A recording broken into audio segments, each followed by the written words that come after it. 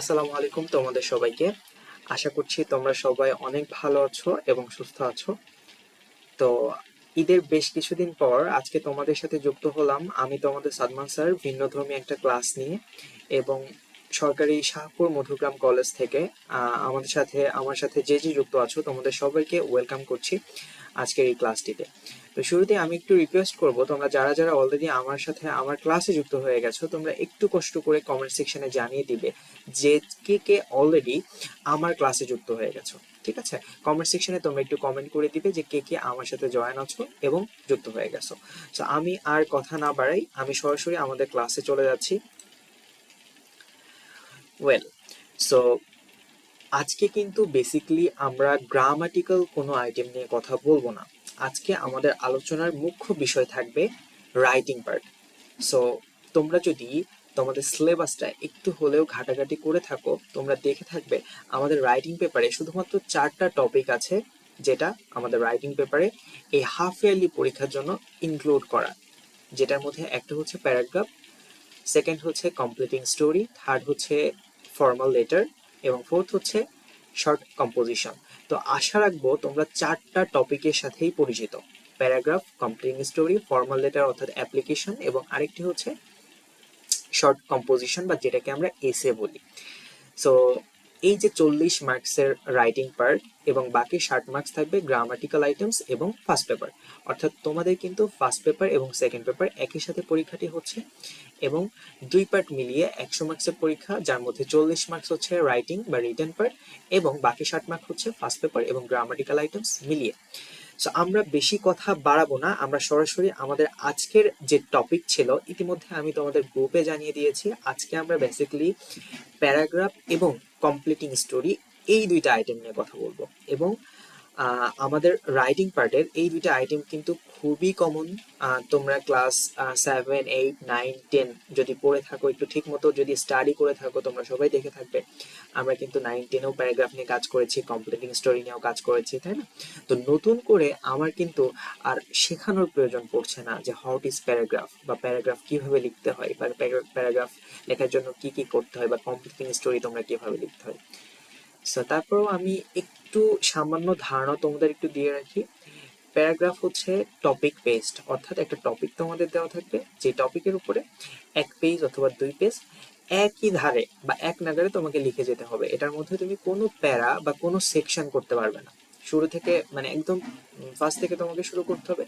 একই প্যারাই তোমাকে 2 পেজ অথবা 3 পেজ, তোমার যেরকম ইচ্ছা তুমি সেভাবে লিখতে পারো। বাট যেহেতু আমাদের 10 মার্কসের প্যারাগ্রাফ, আমি তোমাদেরকে একটু বলে রাখি যে অ্যাটলিস্ট 2 পেজ তোমরা লিখবে। ঠিক আছে, সো 2টা পেজ তোমরা একটু লেখার চেষ্টা করবে। আর অবশ্যই অবশ্যই প্যারাগ্রাফের মধ্যে বাংলিশ কোনো ওয়ার্ড বা বাংলা কোনো লেটার বা বাংলিশ কোনো ওয়ার্ড নিশ্চয়ই ঢোকাবে না।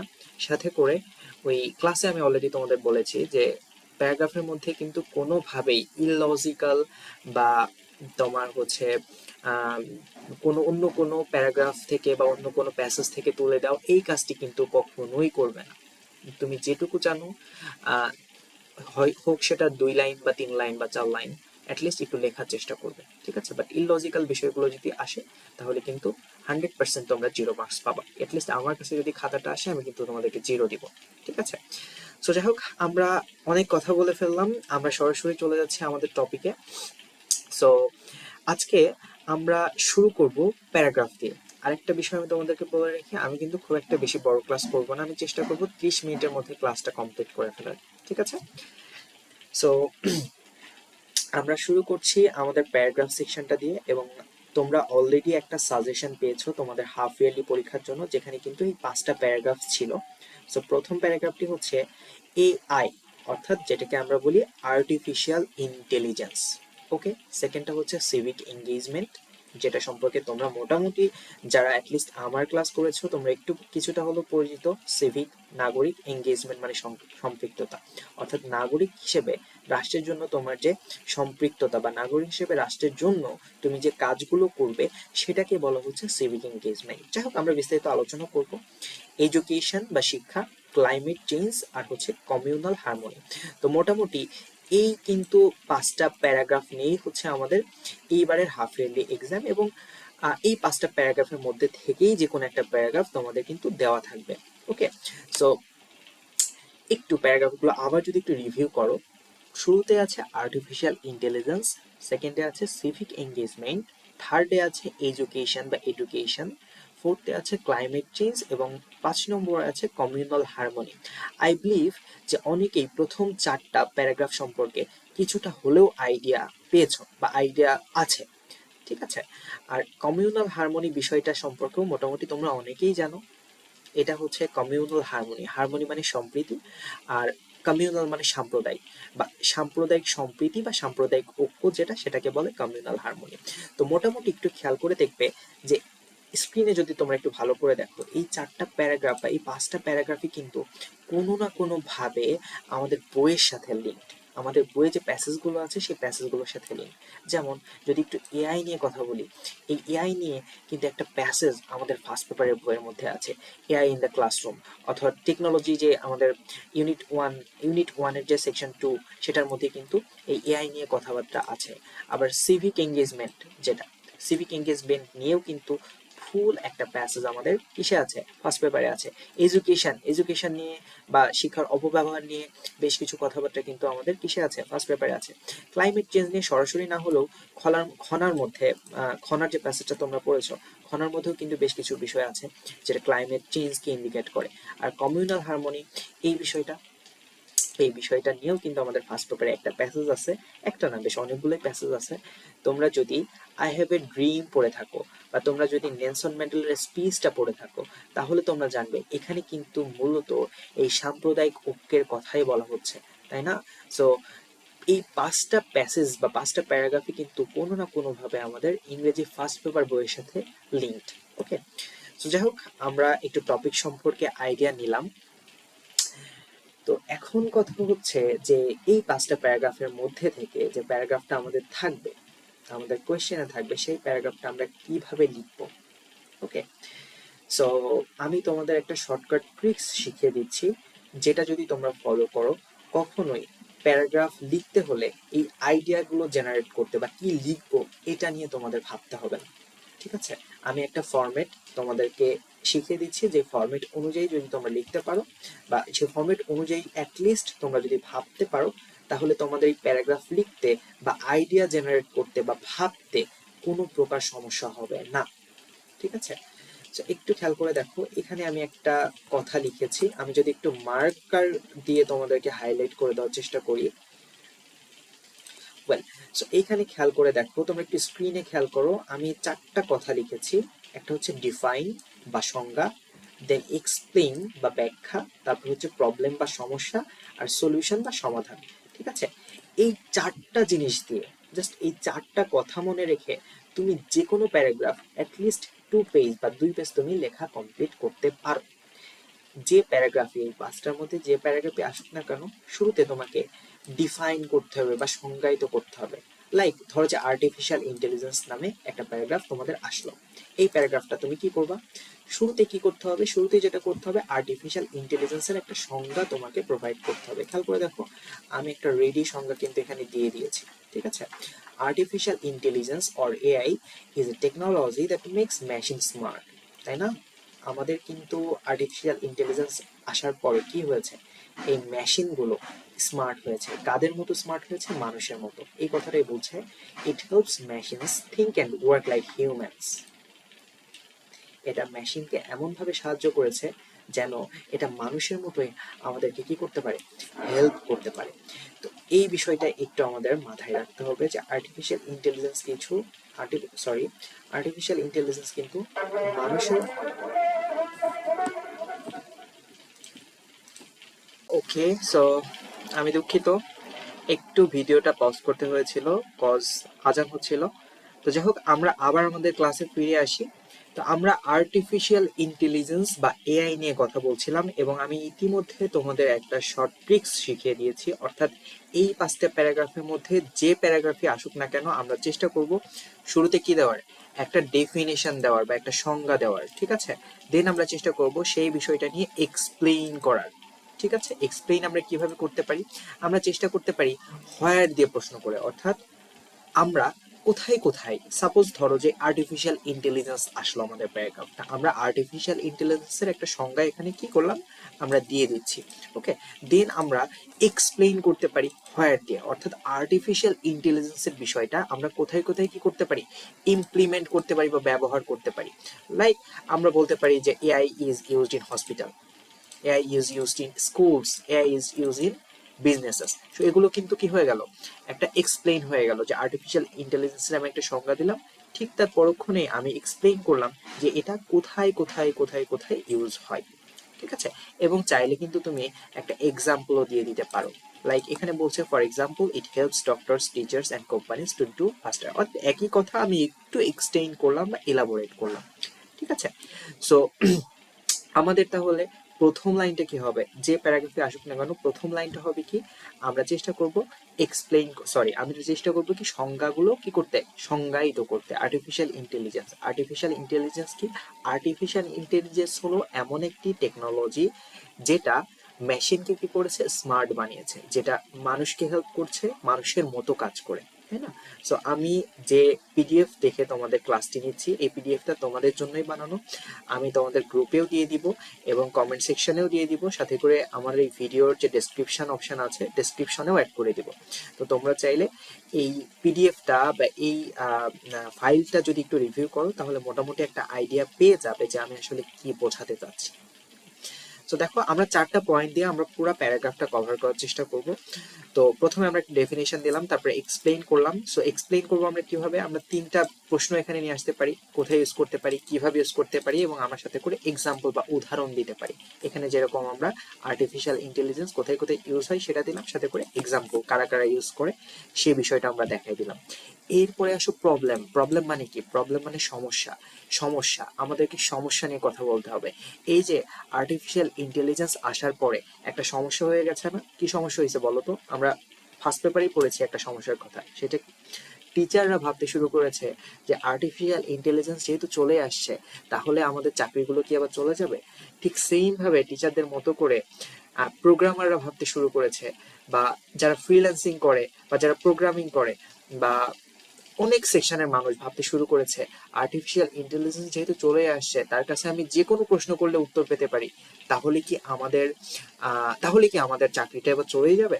ঠিক আছে, একটা সমস্যা না, এই সমস্যাটা নিয়ে আমাদের কথা বলতে হবে। দেখো এখানে বলছে যে problem, however AI can cause job loss for some people, অর্থাৎ এআই কিন্তু এই জব লস বা চাকরিচ্যুতির একটি কারণ। It can also misuse personal information and data. খুব ইম্পর্টেন্ট একটা কথা। কি কি সমস্যা হয়েছে, প্রথম কথা হচ্ছে অনেক মানুষের বা অনেক প্রফেশনের বা অনেক পেশার চাকরি কিন্তু ইতিমধ্যে চলে গেছে, নাম্বার ওয়ান প্রবলেম। দ্বিতীয় প্রবলেমটা হচ্ছে আমরা যখন এআই কে কোনো ইনফরমেশন দিচ্ছি এআই কিন্তু এটা সেভ করে ফেলতেছে। ইন ফিউচার এটা যে সে মিস ইউজ করবে না বা এটার যে সে ক্ষতি করবে না বা আমার প্রাইভেসি বা পার্সোনাল ইনফরমেশনের যে সে ক্ষতি করবে না সেই বিষয়টা আমাদের এখানে আনতে হবে। সো দেখো আমরা একটা প্রবলেম এখানে দাঁড় করালাম। সো প্রবলেম যেহেতু আমরা দাঁড় করাচ্ছি, প্রবলেমের একটা সলিউশন দরকার না, এই সলিউশনটা নিয়ে আমরা কথা বলবো। আমরা বলবো যে AI so we should use AI carefully and wisely. আমরা কি করব, আমরা খুবই সাবধানতা বা সতর্কতার সাথে এবং খুবই ওয়াইজলি কিন্তু এআইটা ব্যবহার করব, যাতে করে কি হয়, it should always be use for the benefit of humans, যাতে করে এটা শুধুমাত্র আমাদের মানব জাতির বেনিফিট বা সুবিধার জন্য কাজ করতে পারে। তো দেখো আমাদের তাহলে কিন্তু আমরা যে 4টা ট্রিক্স শিখলাম, যে ডিফাইন, এক্সপ্লেইন, প্রবলেম, সলিউশন, আমরা কিন্তু এআই বা আর্টিফিশিয়াল ইন্টেলিজেন্সের যে প্যারাগ্রাফটা আছে সেটা কিন্তু কমপ্লিটলি রেডি করে ফেলেছি। ঠিক আছে, আমি জাস্ট একটা দুইটা সেন্টেন্স দিয়ে তোমাদেরকে বোঝানোর চেষ্টা করলাম। তোমরা যখন লেখা শুরু করবে, ঠিক আছে, তোমরা যখন লেখা শুরু করবে তোমাদের মাথার মধ্যে আরো অনেক আইডিয়া চলে আসবে। সো এটা নিয়ে ভাবার কোনো কারণ নাই। তোমরা জাস্ট কিছু যদি মাথায় না আসে একটু ভেবে নিও, স্যার আমাদের 4টা পয়েন্টের কথা বলছিলেন। নাম্বার ওয়ান হচ্ছে ডেফিনিশন, ডেফিনিশনটা আমার প্যারাগ্রাফের মধ্যে আছে কিনা।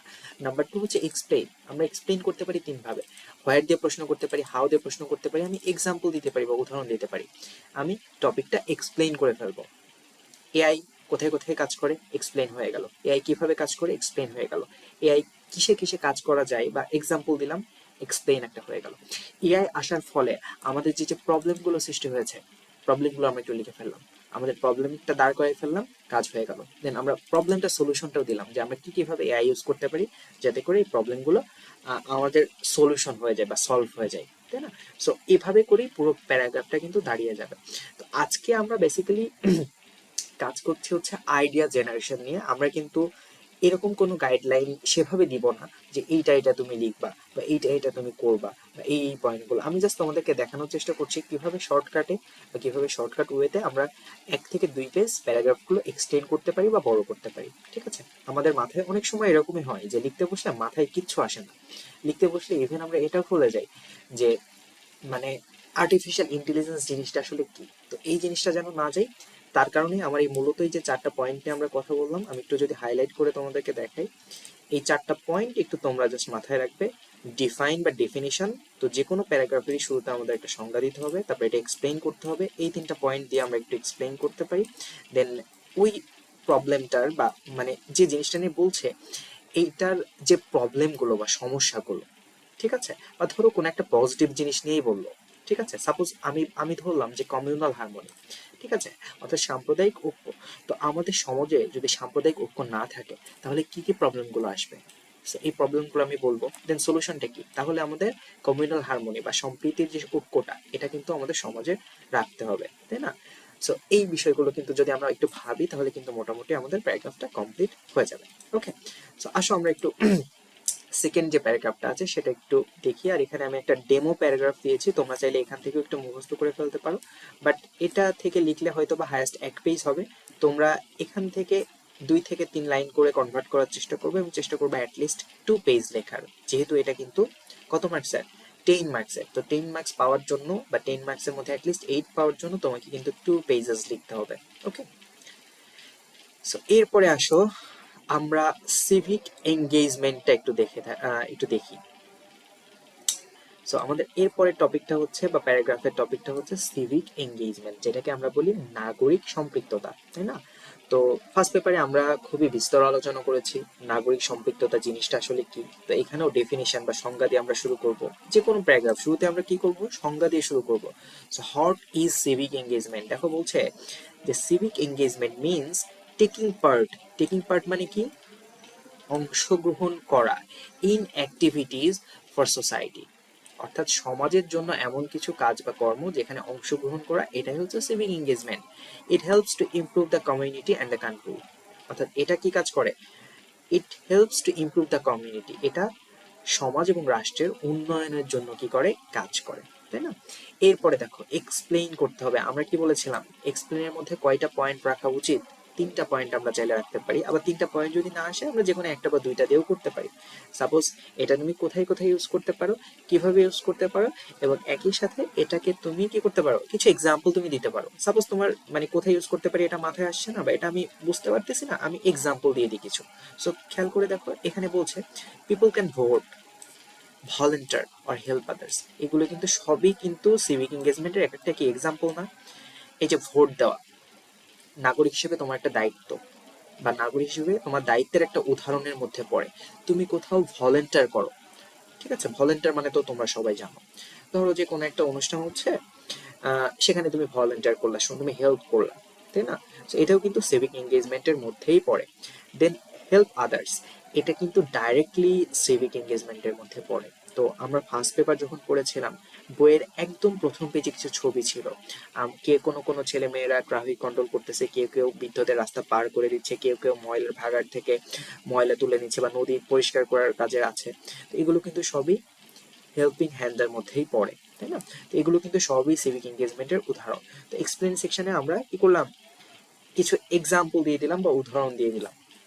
এরপরে আসো সমস্যা, কি বললাম, সমস্যা, আমাদের সমস্যা একটা দাঁড় করাতে হবে।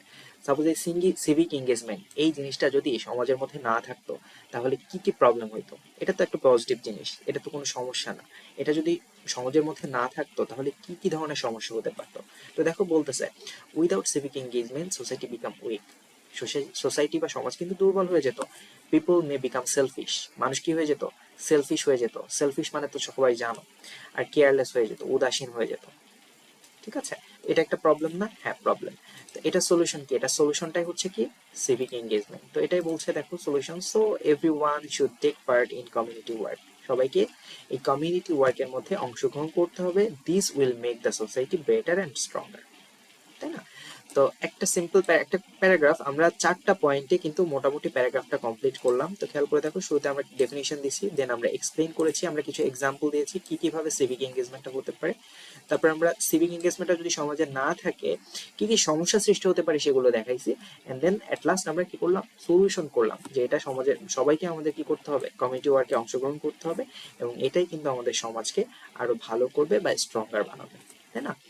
তো মোটামুটি আমরা 4টা পয়েন্ট দিয়ে দেখানোর চেষ্টা করলাম যে কিভাবে আসলে আমাদের প্যারাগ্রাফগুলো আইডিয়া জেনারেট করা যায় বা প্যারাগ্রাফগুলো ভাবা যায়। এরপর দেখো এডুকেশন, এখানে আমরা সেম কাজটাই করব বা সেম কাজটাই করেছি।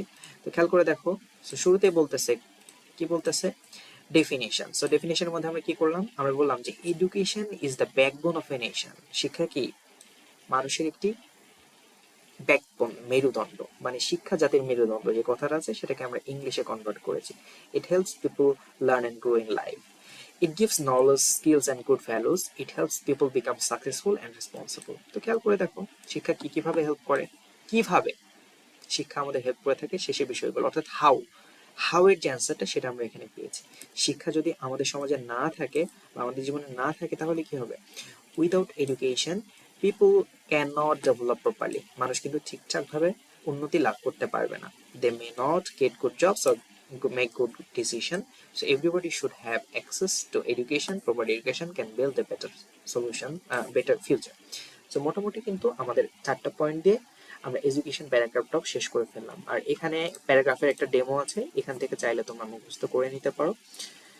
সো এরপরে ক্লাইমেট চেঞ্জ প্যারাগ্রাফটার মধ্যে যাই, এবং ক্লাইমেট চেঞ্জ প্যারাগ্রাফটা সম্পর্কে খুব গুরুত্বপূর্ণ একটা তথ্য যদি আমি তোমাদেরকে দেই, এই ক্লাইমেট চেঞ্জ প্যারাগ্রাফটা কিন্তু এইচএসসির জন্য খুবই গুরুত্বপূর্ণ। এবং আমি 2টা প্যারাগ্রাফের কথা বিশেষভাবে উল্লেখ করে দিব, একটা হচ্ছে এনভায়রনমেন্ট পলিউশন আর একটা হচ্ছে ক্লাইমেট চেঞ্জ। এই 2টা প্যারাগ্রাফ কিন্তু খুবই খুবই খুবই গুরুত্বপূর্ণ তোমাদের এইচএসসি এক্সামিনেশনের জন্য। তোমরা চাইলে এখনই নোট ডাউন করতে পারো। সো ক্লাইমেট চেঞ্জ এবং environment pollution.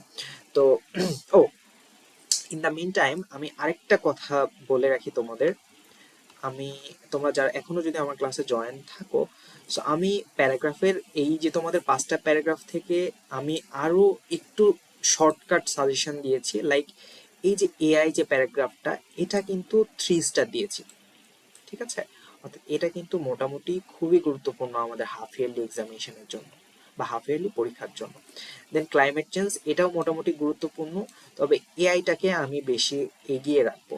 Civic engagement 2 star, এটা এটাও মোটামুটি গুরুত্বপূর্ণ। আর এডুকেশন এবং কমিউনাল হারমোনি এই দুটাকে আমি 1 স্টার রেখেছি। আমার কাছে মনে হয়েছে এগুলো আসার সম্ভাবনা কম, ঠিক আছে?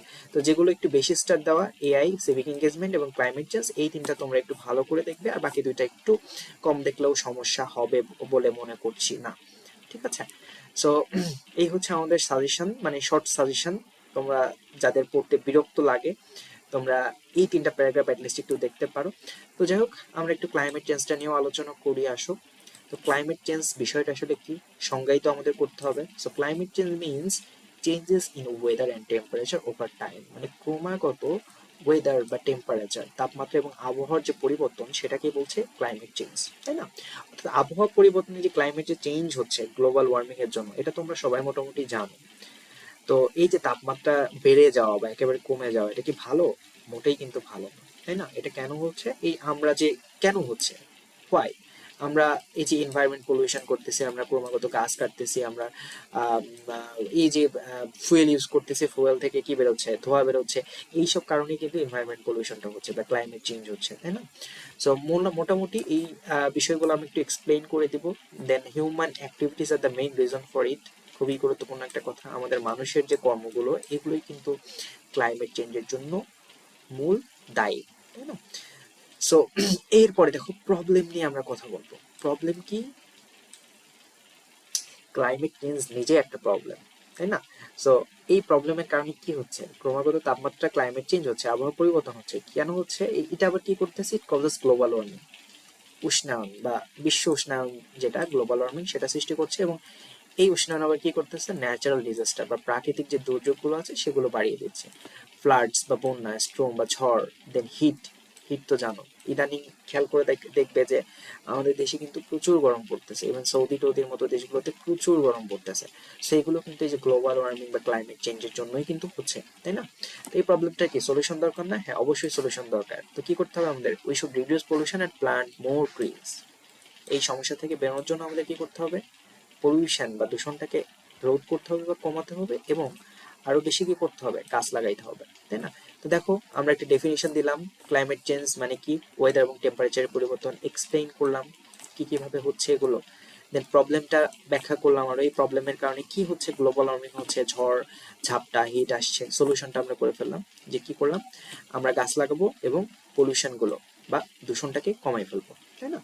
সো মোটামুটি 4টা পয়েন্ট দিয়ে আমরা চেষ্টা করতেছি কি প্রতিটা প্যারাগ্রাফের A to Z কমপ্লিট করার।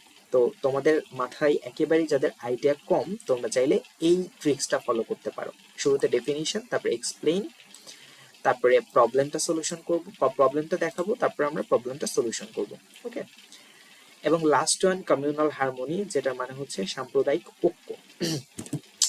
তো আমাদের স্পিচের মধ্যে যে যে প্যাসেজ গুলো আছে, আই হ্যাভ এ ড্রিম বা নেলসন ম্যান্ডেলার যে স্পিচ গুলো আছে, তোমরা দেখে থাকবে এগুলোতে কিন্তু ঐক্য বা সাম্প্রদায়িক ঐক্যের কথাই বলা হচ্ছে, তাই না? যে নিগ্রো এবং শ্বেতাঙ্গদের মধ্যে যে সাম্প্রদায়িক ঐক্য, সেটার কথাই বলা হচ্ছে। তো যাই হোক, communal harmony means living peacefully with all people. Communal harmony মানে কি? সবার সাথে একসাথে বেঁচে থাকা যে বিষয়টা, শান্তিপূর্ণভাবে বেঁচে থাকা যে বিষয়টা, সেটাকে বলা হচ্ছে কি communal harmony. It includes people of different religion and cultures. তো এই বিষয়টা কিন্তু আমাদের মার্টিন লুথার কিং এর যে প্যাসেজটার মধ্যে ওটা ছিল না, তাই না? ব্ল্যাক এবং হোয়াইটের মধ্যে যে ঐক্যের বিষয়টা, সেটা কিন্তু আমরা দেখতে পাইনি। আমরা বলতেই পারি এটা একটা টেক্সচুয়াল প্যারাগ্রাফ, বা যে প্যারাগ্রাফটার সাথে আমাদের টেক্সচুয়াল বা বইয়ের প্যাসেজ রিলেটেবল।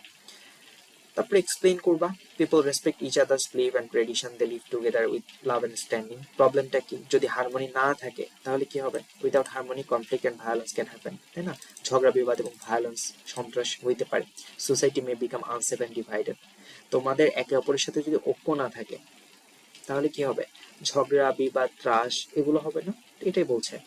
সলিউশন কিভাবে করতে হবে? আমাদের মধ্যে সাম্প্রদায়িক ঐক্যটা কি করতে হবে? বজায় রাখতে হবে। So we should promote unity, ঐক্য and respect. Everyone should treat others kindly and fairly. এই হচ্ছে মোটামুটি আমাদের প্যারাগ্রাফ অংশটা গেল।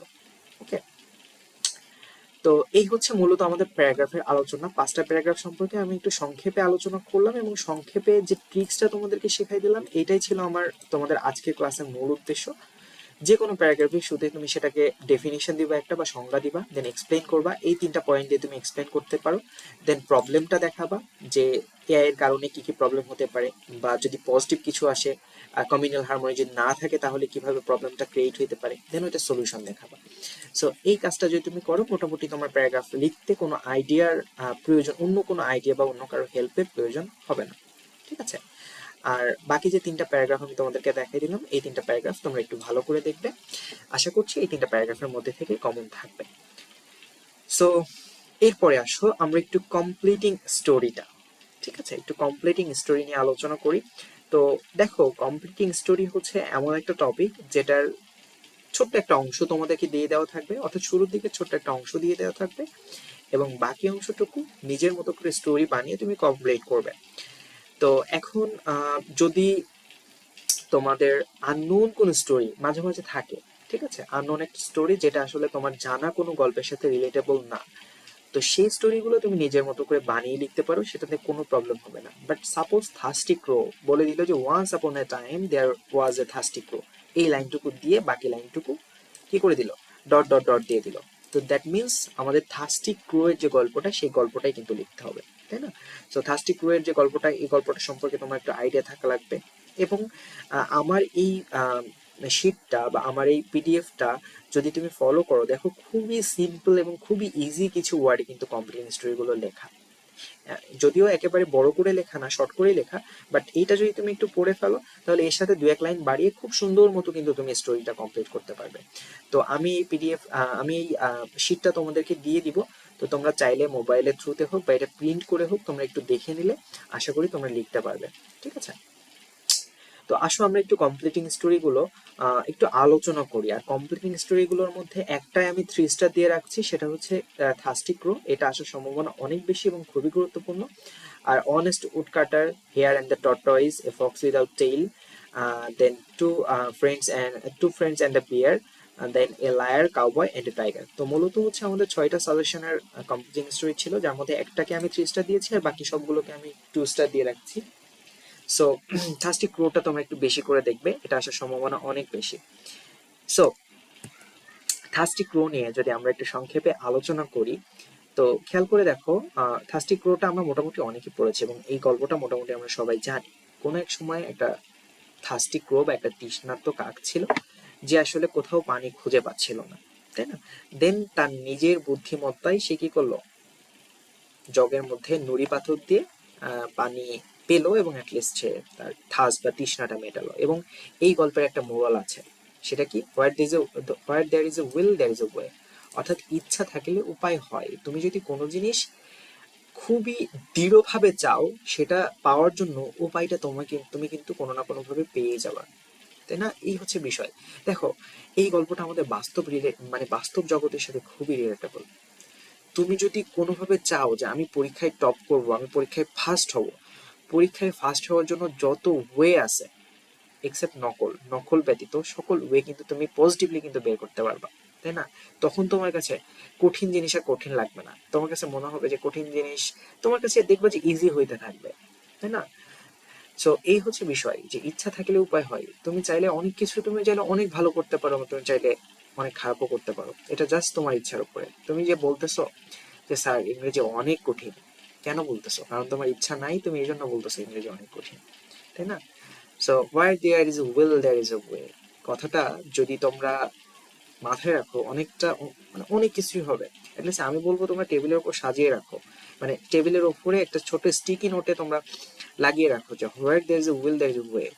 একটা জিনিস কঠিন মনে হচ্ছে, সেটার অবশ্যই কোনো না কোনো ওয়ে আছে, সেটা সলভ করার কোনো না কোনো ওয়ে আছে, তাই না? ওইটাই, শুধু তোমার ইচ্ছাটা লাগবে। তো যাই হোক, এখানে কিছু গুরুত্বপূর্ণ ওয়ার্ড আছে, যে ওয়ার্ডগুলো সম্পর্কে তোমাদের একটু জানতে হবে। যেমন দেখো, এই যে পিচার, পিচার মানে কি? পিচার মানে হচ্ছে কলসি। এই পিচার ওয়ার্ডটা বা প্রোনাউন্সিয়েশনটা, সরি, পিচার স্পেলিংটা বা বানানটা একটু তোমরা দেখে রাখবে।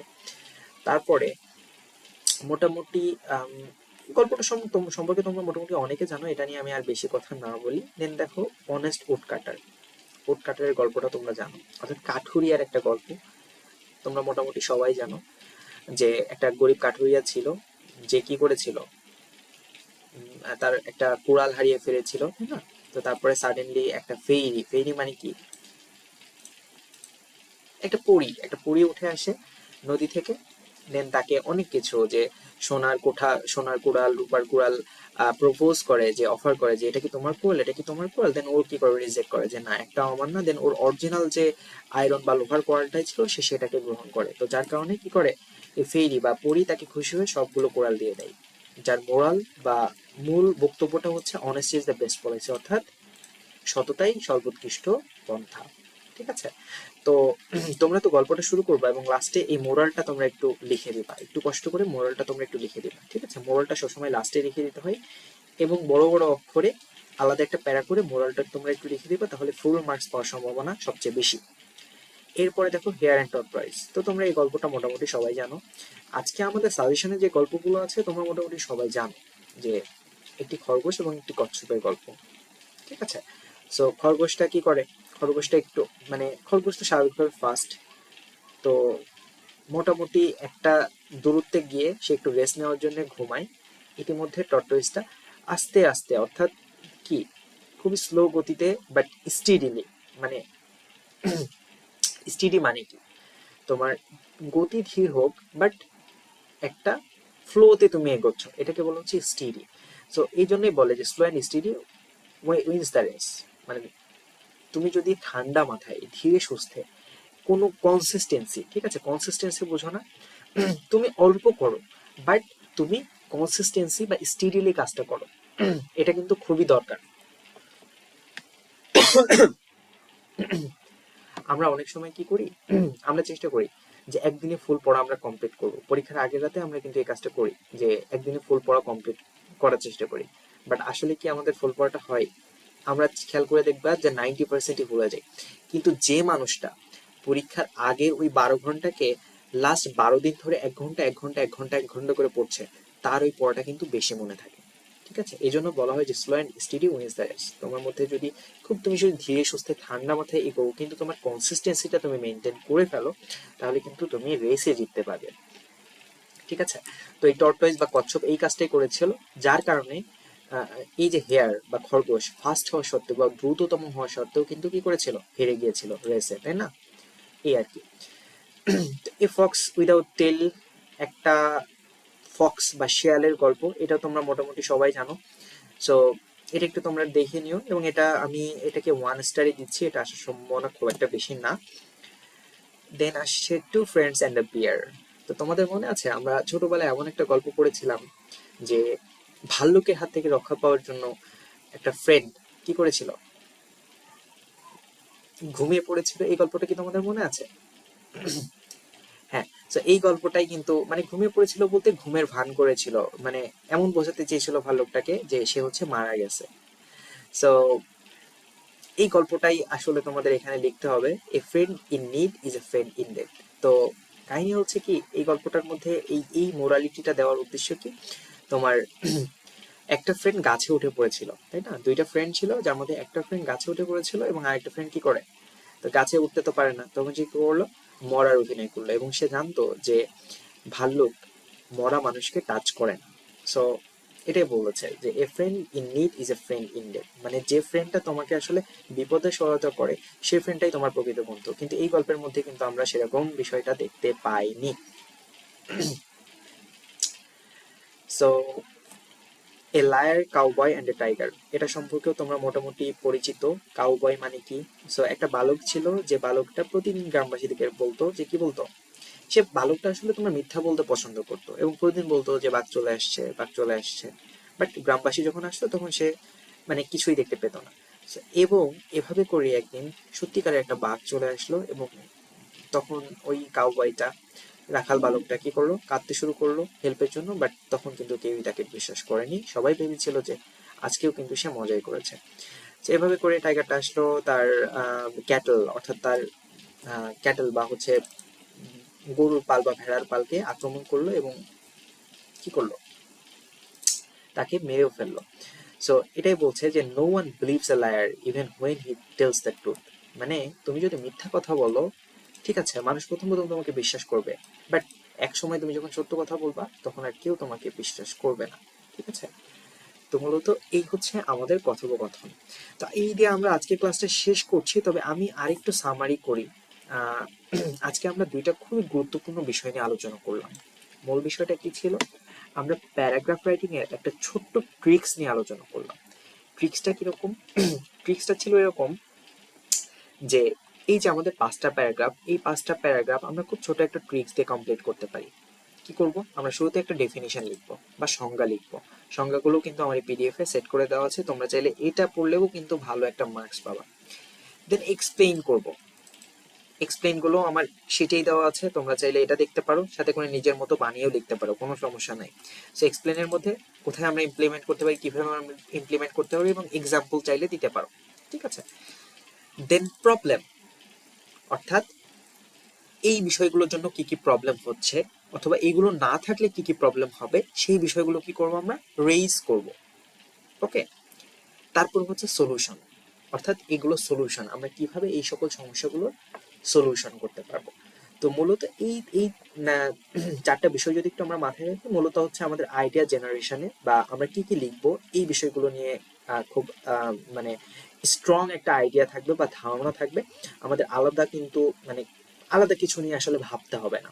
ঠিক আছে, তো তোমরা এগুলো একটু দেখে রাখো, আর আমি যেগুলো মার্ক করে দিয়েছি বা হাইলাইট করে দিয়েছি এগুলো একটু বিশেষভাবে দেখে দেখে দেখে রাখবে। সো মোটামুটি আর্টিফিশিয়াল ইন্টেলিজেন্স প্যারাগ্রাফটা খুবই গুরুত্বপূর্ণ, তোমরা এটা একটু বিশেষভাবে দেখবা। দেন সিভিক এঙ্গেজমেন্টের থেকে আমি ক্লাইমেট চেঞ্জটাকে গুরুত্ব দিচ্ছি বেশি, এটা এইচএসসির জন্য খুবই গুরুত্বপূর্ণ। ঠিক আছে, দেন এডুকেশনটা আমার কাছে খুব একটা ইম্পর্টেন্ট লাগেনি, সিভিক এঙ্গেজমেন্টটা মোটামুটি গুরুত্বপূর্ণ, তারপরে কমিউনাল হারমোনিটা আমার কাছে খুব একটা গুরুত্বপূর্ণ মনে হয়নি। তবে তারপরেও যেহেতু সাজেশন লিস্টে দেওয়া আছে, তোমরা অবশ্যই অবশ্যই অবশ্যই এটা সম্পর্কে একটু হলেও আইডিয়া নিয়ে যাবা। ঠিক আছে, তো এই হচ্ছে আমাদের 5টা প্যারাগ্রাফ, এবং 5টা প্যারাগ্রাফের এই নিচের অংশে প্রতিটা প্যারাগ্রাফে দেখবা যে একটা খুবই ইজি ওয়েতে বা খুবই সহজ ভাষায় কিন্তু একটা প্যারাগ্রাফ লেখা আছে। এই প্যারাগ্রাফটুকু চাইলেও তোমরা লিখতে পারো, সাথে করে এটাকে একটু এক্সটেন্ড করতে পারো, বড় করতে পারো, এটা নিয়ে কোনো সমস্যা হবে না। তারপরে যাচ্ছে কমপ্লিটিং স্টোরি। তো 6টা কমপ্লিটিং স্টোরির সাজেশন আছে, 6টা সম্পর্কে আমরা আলোচনা করেছি। মুখ্য বিষয়টা হচ্ছে প্রতিটা কমপ্লিটিং স্টোরি লেখার পরে তোমরা একটা মোরাল, ঠিক আছে, একটা মোরাল লেসন বা এটা থেকে তুমি কি শিখতে পারো এইটা কিন্তু লিখতে হবে। আর যেহেতু মোটামুটি আমাদের কমপ্লিটিং স্টোরির সাজেশন গুলো আমাদের নন গল্প, সো এখানে কিন্তু মোরাল লেসন দিতে কিন্তু কোনো সমস্যা হওয়ার কথা না। আমি আরেকবার একটু রিপিট করছি, থার্স্টি ক্রো মানে হচ্ছে where there is a will there is a way, ইচ্ছা থাকলে উপায় হয়। অনেস্ট উড কাটার হচ্ছে honesty is the best policy, সততাই সর্বোৎকৃষ্ট পন্থা। হেয়ার অ্যান্ড দ্য টর্টাইজ হচ্ছে slow and steady wins the race. A fox without tail হচ্ছে don't follow others blindly. Then two friends and the bear হচ্ছে a friend in need is a friend indeed, a friend in need is a friend indeed. Indeed মানে হচ্ছে অবশ্যই, মানে যে friend তোমাকে প্রয়োজনে সে help করে সেই ফ্রেন্ডই প্রকৃত বন্ধু, সেই ফ্রেন্ড অবশ্যই প্রকৃত বন্ধু। এটা a liar, cowboy and tiger, এটা হচ্ছে no one believes a liar even when he tells the truth. কেউই একজন মিথ্যাবাদীকে বিশ্বাস করে না ইভেন যখন সে সত্য কথা বলে, তাই না? এই হচ্ছে মূলত হচ্ছে আমাদের 6টা কমপ্লিটিং স্টোরি। তো তোমরা একটু দেখে থাকবে, আর ক্লাসটি যারা যারা শেষ পর্যন্ত করেছো তোমরা একটু কষ্ট করে কমেন্ট সেকশনে জানিয়ে দিবে। আর যদি কোনো প্রবলেম হয়ে থাকে অবশ্যই আমাদের গ্রুপে কিন্তু একটু জানাবে, ঠিক আছে? তো আমরা নেক্সট দিন হয়তো আগামীকাল বা হয়তো আগামী পরশু আরো একটা ক্লাস করব। তো মূলত এই 3টা ক্লাসকে আমি 2টা ক্লাসে কনভার্ট করলাম তোমাদের রাইটিং পেপারের। আজকে 2টা টপিক নিয়ে আমরা কথা বলেছি, নেক্সট দিন 2টা টপিক নিয়ে আমরা কথা বলবো। তো এই 2টা ক্লাস দিয়েই মোটামুটি হচ্ছে আমরা আমাদের পরীক্ষার আগের যে সেশনটা সেটা কমপ্লিট করব। তো সব এই প্যাসেজ বা এই পিডিএফটা আমি তোমাদের দিয়ে দিব, তোমরা সবাই একটু রিভিউ করো। আর কোনো সমস্যা হইলে অবশ্যই আমাকে ইনবক্সে অথবা আমাদের গ্রুপে জানাবে। তো আমাদের সবার জন্য শুভকামনা, আল্লাহ হাফেজ।